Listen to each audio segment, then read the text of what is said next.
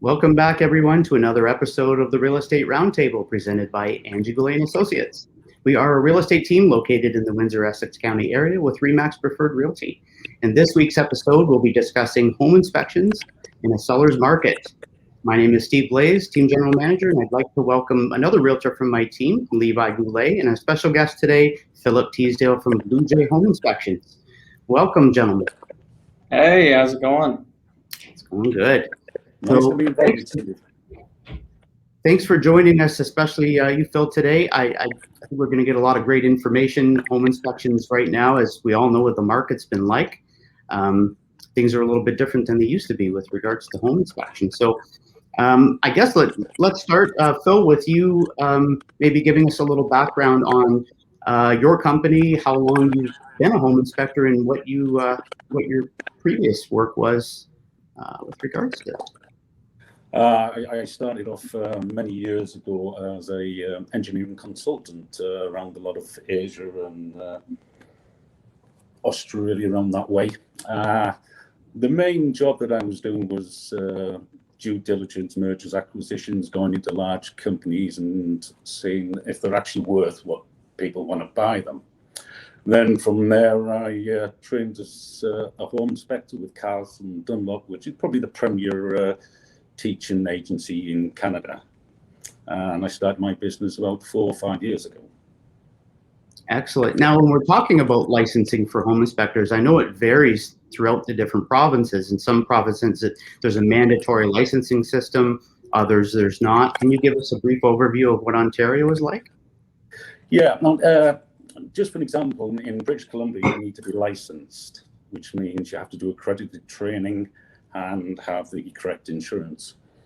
I belong to the Ontario Association of Home Inspectors, and we've been lobbying the Ontario government to actually get licensing in place in the province.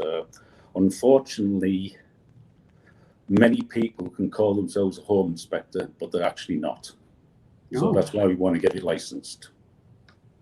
Absolutely, absolutely. So is there more than one way to get trained as a home inspector? Is there just one way to go, or? To the best of my knowledge, there's 2 areas. There's Interact and Carlson Dunlop. Okay. So I guess it probably matters. Your training matters when you're not licensed. You know, there's not a licensing system. It really matters how you're trained, obviously, in the association you belong to. For sure. And certainly with Carlson Dunlop, their training package is long, arduous, and very intense. So you have to be committed to do the training through that organization. Absolutely, absolutely. So I guess. Sorry, Steve. It's not just you do the course and you get the certificate. You're getting examined all the way through. Are you? Okay. Excellent, excellent. Let's chat first about the current property mix. So we can establish what we're actually dealing with right now when it comes to the market itself, and let's talk about it from your point of view, Bill. What do you see the market as being like right now? Well, certainly as a home inspector, we've noticed houses are being sold as is. So that basically means that we're not open to negotiation. There's the property. If you want it, that's the price you're going to pay, and that's it. And that does affect home inspections. Also, the bin wars and the blind auctions, people coming in. I'll give an example when we're talking earlier, Steve, that a house on my street got put on the market on Sunday and they wanted the offers by Monday. So then people couldn't get home inspections. And one of the things that you see in the next one, realtors writing multiple offers to get the clients in the door. I just want to clarify that. And the example that you gave me, Steve, that you have to write 15 offers for different properties for your clients. And you can't expect people to get 15 home inspections when they might not even get one of these 15 properties. Certainly, pre-home inspections have reduced. There's no doubt about that. But we're starting to get an increase on the post-home inspections. People bought a home. Let's see the issues that need to be addressed and budgeted for, especially on the safety and the hazardous substances side. Like, has it got asbestos? Has it got vermiculite? So we've seen that. And one of the things that I'd like to talk in the presentation, should you skip the home inspection in the hot market? Well, the answer is nope. Home inspections are never a bad idea. If you're worried about an inspection condition hurting your chances of competing in a multi-offer situation, you can always ask to have an inspection before the offer date. Most sellers will accommodate serious buyers, and want an inspection shows you're serious. Many sellers now provide pre-listing inspections, ones they arrange before listing the property. These inspections can tell you a lot about the house, and some inspection companies will do a walkthrough after the fact. So for a nominal fee, usually around $100, the inspector will return to the property and take a prospective buyer and show them the highlighted inspection. Don't leave yourself unprotected. There are always ways to make things work. For sure. I have a question for you, Phil. Could you clarify? We hear this term a lot, the 5-point inspection that sellers often get and have left out on the table or send out to prospective buyers. Could you clarify what that is? A lot of inspections, agencies will do a 5-point inspection, and they'll cover the main things like the furnace, the air conditioning, the electrics, the plumbing, and the roof. And these are just a quick overview. They don't go into the details of a full home inspection. And most accredited home inspectors, and especially the Ontario Association of Home Inspectors, will not do a 5-point inspection because we are not given the detail that people actually require to make an informed choice whether to buy a property or not. Okay, good to know. Before we move on, Levi, what's been your experience with your clients with regards to pre-inspections? I think for a while it was pretty common, but then when you start to get in those increasing number of offers being presented, are they going it without? What are you seeing? My as a listing agent doing something like a pre-inspection SPIS sheet, the only thing I see wrong with that, is there any liability issues that could come about whenever you're doing a pre-inspection? So if you missed something or something in the case that it wasn't caught, or there was copper and then Kitec in the walls, how does that work? Fair enough. Okay.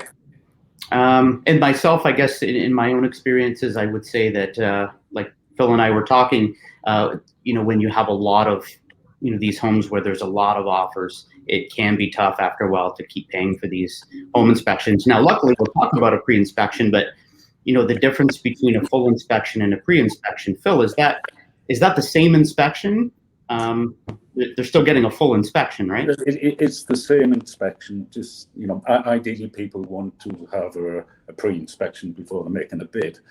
But with the current market, a lot of people are getting post-inspection.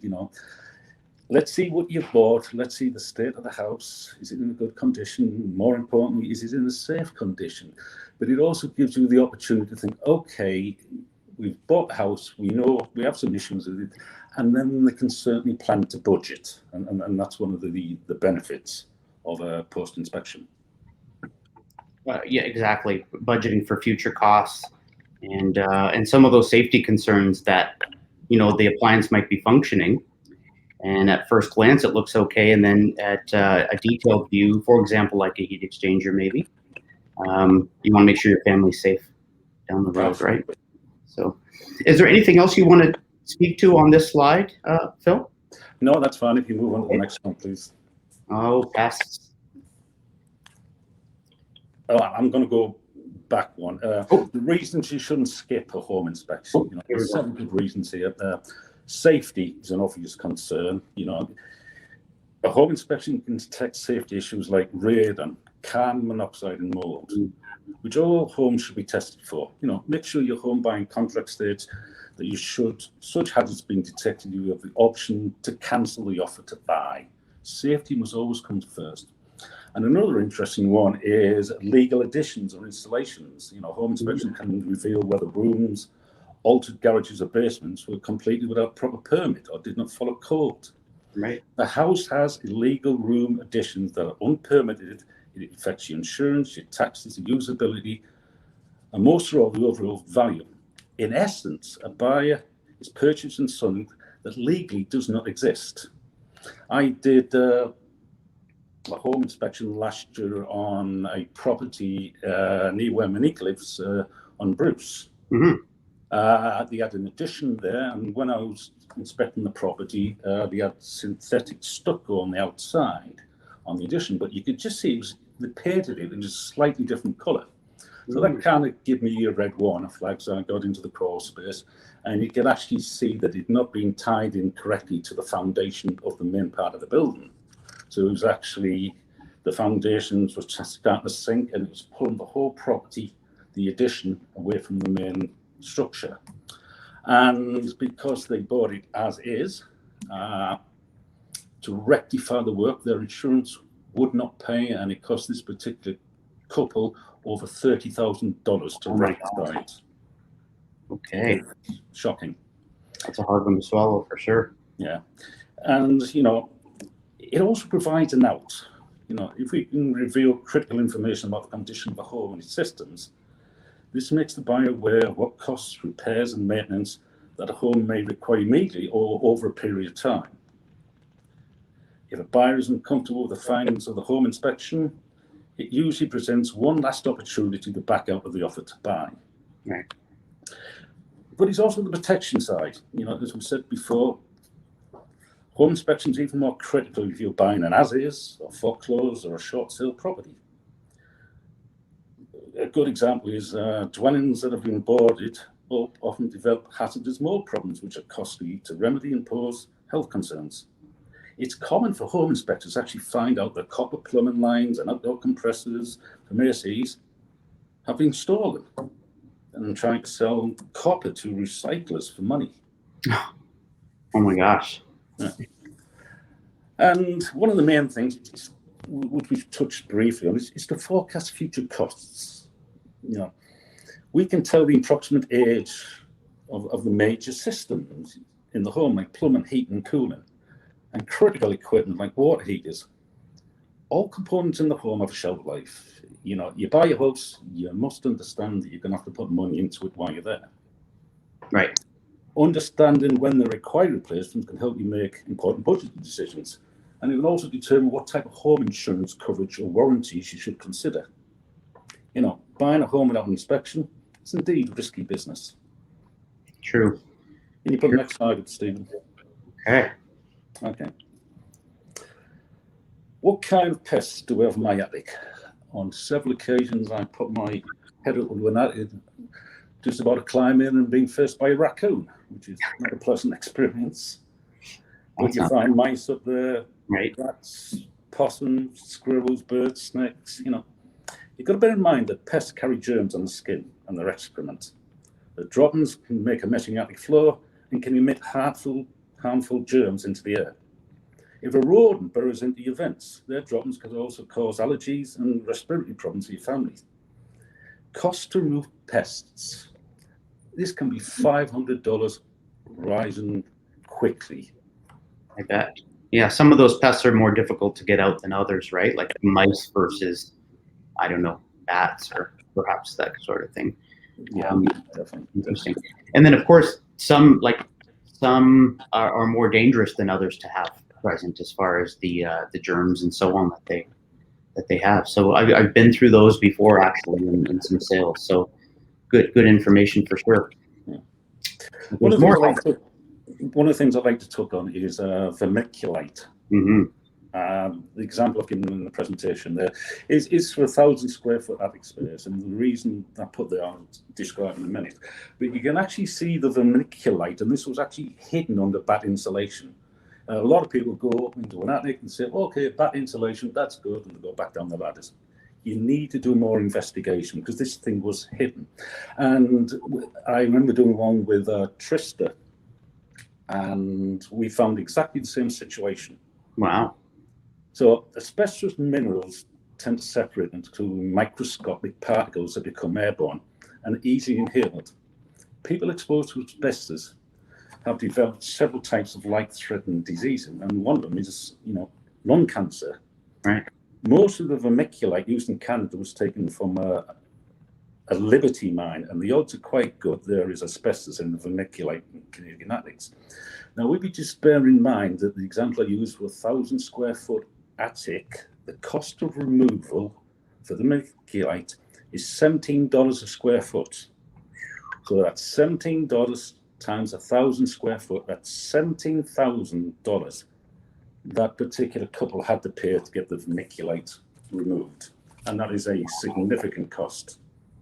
Boy, sure is. Is there anything that like a different type of insulation that can be confused with vermiculite, or is it pretty easy to spot? There's two things. They're very similar, and I'll send you some information for you and your staff that's perlite and vermiculite. So I'll forward that information on to you. Excellent. Can you put the next screen on, please? Yeah. So one of the things you mentioned earlier, Steve, one of the major costs in houses is your furnace. But a cracked heat exchanger is pretty serious as far as safety of your home goes. If there's a crack in the components, the gas is being burned off, such as carbon monoxide, sulfur dioxide, nitrous oxide, can leak into your home, causing illness, or in extreme cases, death. Now we can see by the picture there what I'm pointing to, there's a small crack. Now this furnace, when I did the research on the data plate, was 8 years old. Wow, that's pretty new. Average life and expectancy,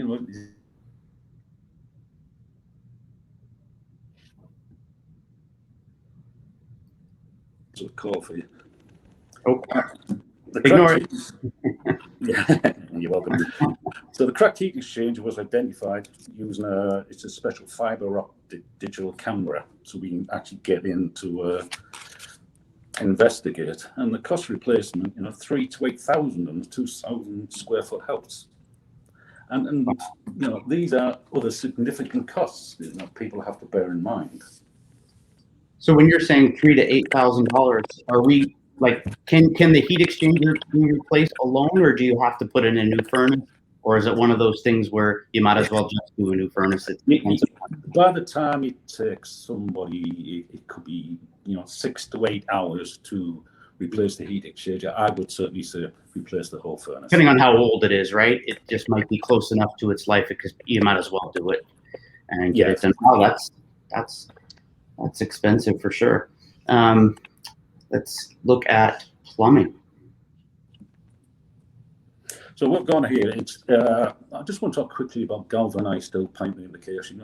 Galvanized pipes, the steel pipes, they're being coated with zinc in a good attempt to prevent rust and corrosion. Unfortunately, galvanized pipes corrode and rust on the inside, and that's what the picture actually shows, which is bad news for plumbing considering how frequently water runs through it. Hot water piping corrode faster than cold water piping. It shows up as a weaker pressure on the hot side, and rust builds up more quickly on the horizontal runs, and you get pressure loss, fluctuations, and dirty water indications. Now, galvanized pipes, they said originally, this should last you maximum about 40 years. Okay. And that was in the 1960s. You think if you've got galvanized pipes in your house now, you're talking they've been there 60 years, and you're 20 years plus past the 40 years which they said. Long overdue. Now, it has implications on the insurance. Insurance company may require you to replace galvanized steel pipe with copper and plastic piping before providing you with insurance cover. Also issues, as Levi said before, high-tech plumbing.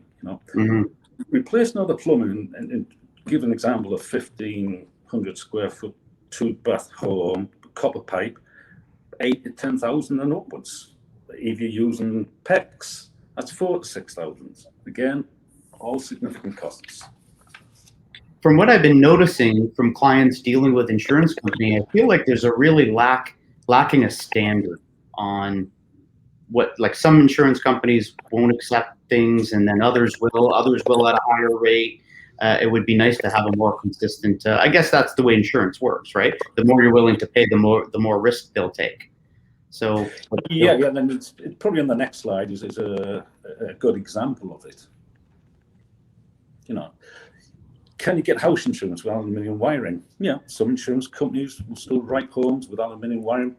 In fact, if you have a licensed electrician come and fix the wires at the connection points, your home could be considered as safe. Mm-hmm. Insuring a home with aluminium wiring is not impossible, but it takes a few extra steps for the homeowner. And we still see houses with knob and tube wiring implications. Although it may be hard to find, some companies will insure houses with non-intrusive wiring. However, they will have stipulations such as asking for a higher premium or even giving you a time constraint in which you must replace the knob and tube. And we just, an average house, there's probably 1 kilometer of wiring. That's crazy. You can expect to pay 8 to 15,000 and upwards to rewire, a 1,500 to 3,000 square foot home. Right. Absolutely. And it's all about accessibility, isn't it? When you're talking about replacing things, plumbing, electricity, you have an unfinished basement. Is there stuff that's accessible there? Or do we fully finished up and down 2-3 stories? It just makes it harder to work with, doesn't it? Fishing wires through finished walls. And these are just the costs for the wiring. You've got the added cost. You've got to cut into walls, and you've got to put the wiring in, then you've got to replaster the walls and drywall them. Absolutely. This is all on top of the 8 to 15,000. Wow, that is an awful lot. You mentioned, I'm just going to bring us in here. You mentioned earlier, you brought up radon, and that's something that you don't hear a lot of people talking about in this area, but I've got experiences in other provinces in British Columbia where it was a big deal. Radon was a big concern over there. What's your experience with radon here? I haven't come across much of it, to be honest. Okay. But radon, think about it. What people can understand, this is naturally occurring radioactive substance. It occurs naturally, and it's through the decay of plants and wood and trees. So it does happen.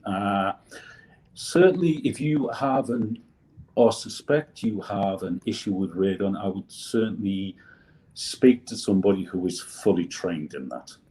Right. Get some testing done. And make sure you check their credentials and see the certification. And that's the same with companies that do asbestos removal. You don't want Joe Bloggs coming in with his friend and a couple of bin bags and we'll get rid of it for you. If that happens, he's going to get done by the police, and you're going to be legally responsible for hiring him in the first place. Fair enough. That's a really good point. Yeah, be careful about who you hire these days, for sure. Levi, any questions that you'd like to ask of Phil? Yeah. So whenever you're doing pre-inspections, what's the most common issues that you see, and the best way to prevent those issues from occurring? A lot of the common issues are the quick, simple, and cheap fixes. I'll give you an example. If you live in a wooded area and there's got lots of trees, for a few $100, get gutter guards put on, because they will save you a lot of trouble. Instead of you getting up 2 or 3 times a year to clean out your gutters, these will prevent it. And when your gutters get blocked, the water overseeps and it runs down and it gets under the roof and it can actually run down the inside of the building. That's why you always want your gutters cleaned. And certainly the downspouts, you need to kick them away from the building by at least 6 feet. Okay. So that is just a simple, quick fix, which will prolong your gutters and it will certainly help your roof as well. All right. Yeah. I have just one, I guess, interesting question, would be, in all of your years of doing inspections, is there one that stands out where you had an oh my gosh moment in what you found? Is there anything that stands out to you? Oh, there was certainly one from 2 or 3 years ago. It was a duplex building, and when I was looking at the furnace in one side of the duplex, there was no exhaust pipe work for the furnace. It was just being vented on the inside, and it was an open basement between the 2 properties. Now that is life-threatening. Oh, for sure. Wow. And I spoke to both the seller's realtor and the buyer's realtor, and I told them, this is very unsafe. Absolutely. Immediately deal with that. When we talk about new homes being built today, are there people getting inspections done on brand new homes? Not a great deal. Sometimes they will get you before the end of the tarrying on in the first year, just Okay. for the major things. But you got to think with tarrying, you get the 1, the 3, and the 5 years, and in the first year it covers more things, and as you get towards the 5 years, it covers less things. So it's always a good idea within the 30 days, or certainly before the 12 months is up, to get an inspection. Gotcha. Okay. Thought that I had a couple other things on my list, but I think that's all that I have. Do you have anything more, Levi? No, that's everything. Excellent. Any closing thoughts, Phil, that you want to leave with us? Just one thing that I've noticed, actually, just for your information. Yes, please. I was talking to a realtor about 2 weeks ago. We were just chatting away, and he was saying, for example, he was in this kind of like circle to do with his house, and it was about a $500,000 house, and he was saying, 6% commission, that's going to give me 30,000. But I had another guy came, another realtor, and he said, well, I'll do it for 5%. And he said, well, that 30,000 is now gone down to 25,000 for matching, so I'm losing 5,000. That's it.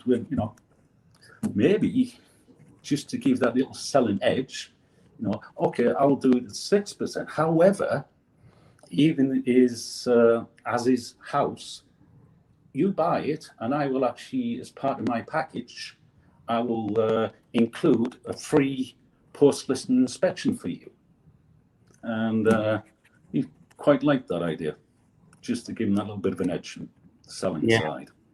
Yeah, so maybe if more realtors start including a home inspection as part of their marketing, we can get more of them done, and perhaps prevent some of the unforeseen stuff, or just dealing with the stuff that exists that might be a safety issue after the fact. Even is what you're saying.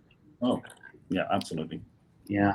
Well, we want to keep everybody safe. That's the ultimate goal, and that's perfect. Well, thanks for joining us today, Phil. I really appreciate you being here, and you too, Levi.